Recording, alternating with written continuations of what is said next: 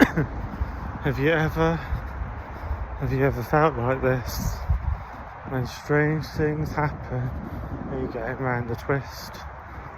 Those words keep repeating in my head the whole time I've been walking up it, and I've been trying not to sing them in case I look crazy. Yeah, it is a bit crazy walking between Witchbold. Walking between George and Witchbold every night, it is a little bit crazy, isn't it? Have you ever felt like this? When strange things happen, you're going round the twist. Have you ever felt like this? When strange things happen, you're going round the twist. Have you ever felt like this? When strange things happen, you're going round the twist. Chris Chan, oh, I said his son. Chris Chan says, you and Liv know some strange characters over the years, haven't you? I thought, yep, you could say that. Have you ever felt like this? Strange things. We both come from families who have a history of mental health as well. Lee's family and my family.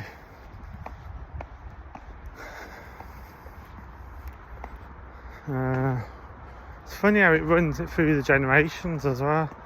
Like for instance, Lee's nan says that her first husband tried to put her head in the oven. And also, my nan used to tell me that her dad made her mum so depressed and so suicidal that she switched all the gas on and put towels underneath all the doors. When my nan was a little kid, her mum done this when she was a little kid. So yeah, there's that song again. Have you ever felt like this? When strange things happen, you going round the twist. I think it was on a children's TV programme actually, I'm sure it was. Was it Grange Hill, something like that?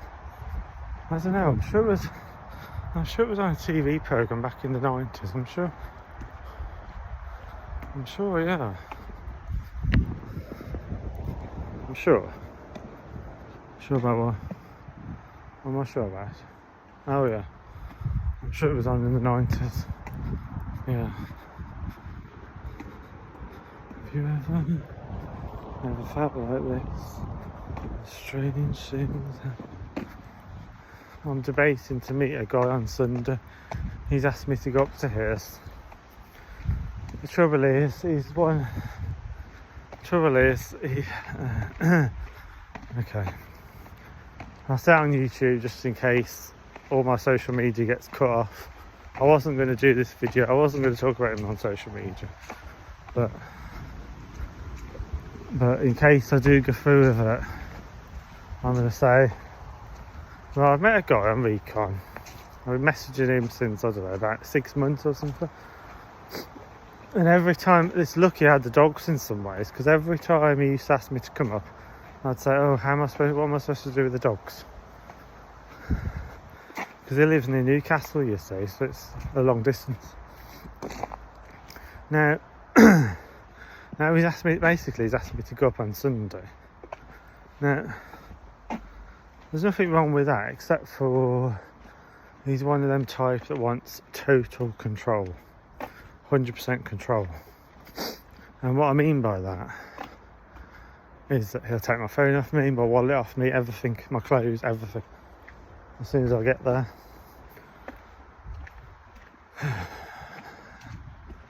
Which I'm very tempted to do, because it has been like a fantasy of mine ever since I can remember.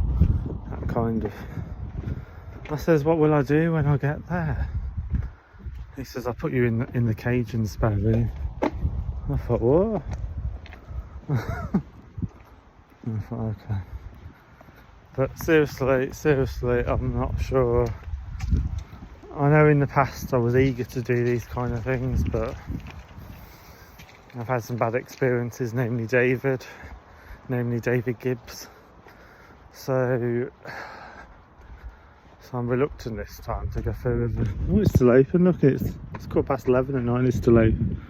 Wychbold Working Men's Club. Over there. Have a disco on a Friday and Saturday night. But yeah. What was I gonna say? This walk always reminds me of the dogs. It's always walk Luna this way, Star, Sapphire, Yuga. Yeah, I think something else that worries me even more is whether he would use my money to fund his lifestyle. So I've got online banking, yeah. So yeah. I don't know. I says, what would I do when I'm there? He says I'd cook during the daytime when he's at work. I'd clean his flat for him. I'm gonna get this way for change. He says I'd cook his flat. He says I'd clean his flat, cook his food. He says he'd pimp me out. He says he'd pimp me out, and on night time I'd be sleeping in a cage.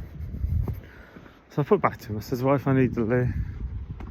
He says, no, you have to wear a nappy. I thought, oh my god. I thought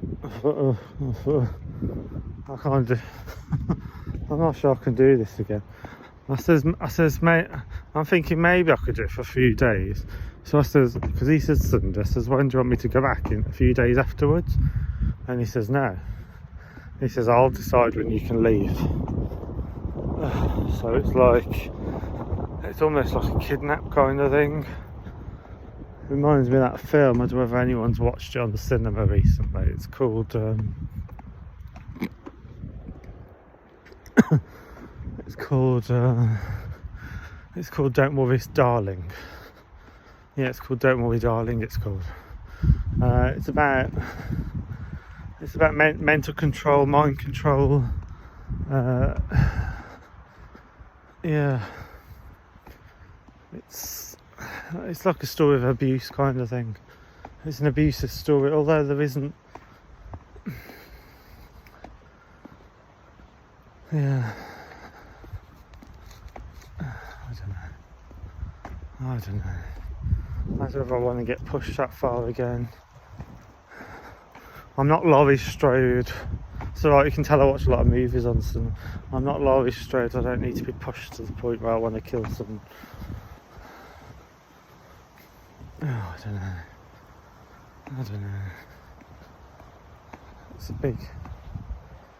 a big thing really, isn't it? It's like, I haven't done this walk since I used to do it with Struggle ages ago.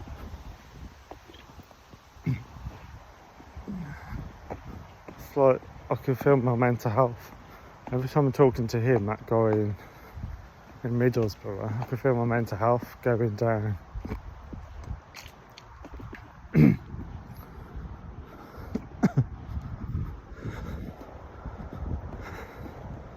I'm surprised he even wants me up at his, because he's only 29. I'm 42. So I'm surprised he actually wants me to be up there. But it's the kind of, if you ask me, it's like a relationship he wants, but he's not actually saying that. But I'm not even sure what he wants really. He's given me an address to go to. Whether it's his address or someone else's address is another thing. Because if I learn anything from dominant guys, they don't like to give you their home address. That's the one thing I've definitely learned from really dominant, not passively dominant. I can think of partners in the past who have been passively dominant. Now I'm talking about truly dominant. Truly dominant is like, they take your phone off you, they take your wallet off you, they take your purse off you, they want total control. That's truly dominant. Yeah, it's not the same. There's a big difference between passively dominant, which is almost like a nice kind of dominating. It's like it's a very mild kind of dominant. It's someone that's a top, someone that's dominant, but they're also very sort of. Actually, I've gone that side actually, but they're also very. Yeah, I mean, there's a big difference between passively dominant and truly dominant, which is this guy wants total control. He's saying on his recon profile, he's saying he wants total control. When he says a spare room, I was thinking I'd be in a bed or something. And he's actually talking about a cage. I'm thinking, oh my god, I don't know how long I could do that for. Maybe a week or something, but I don't know how I could do that because I'm such a clean person. I don't know how I could do that. I don't know how that's possible long term. That's probably why he hasn't got anyone to be able to do it, because he's had that on his recon profile for. I've been chatting to him for at least 6 months, and he's had that the whole time on his profile, because no one really wants to do that kind of lifestyle 24/7. I mean, they used to do it 100 years ago. Women used to do that for men all the time, but today, all I can say is that women in those days must have been very, very tough, because the strain that would put on your mental health. I mean, I've actually lived. I was going to say I've lived in a relationship like that for 7 years, but that's not quite true, because this guy wants total control.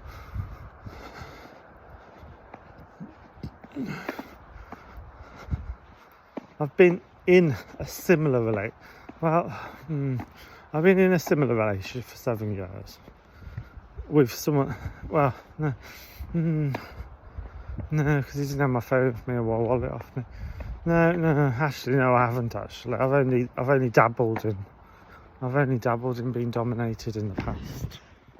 I haven't truly got into it. This guy wants to get truly into it, and like Mike Myers kind of style, you know. You do what I say or I kill you, kind of thing. But yeah, I'm just joking now, but if I do go through it, it's going to be really, really serious, and I'm definitely not going to be able to joke about it. If I go up there and I do a YouTube video in a week or a month or a year's time, if I don't make any video, I mean, I'm cutting down my videos on YouTube anyway, but if I don't make any videos on YouTube for a whole year, say for instance, and you know I've got caught up in that situation with that guy, because I'll always do videos on YouTube, not as consistent. I mean, I don't do videos every day. I haven't made any videos for about a week or two, but there's no way I would go a whole year or a whole month without making one single YouTube video. So yeah, it's whether it's going to happen.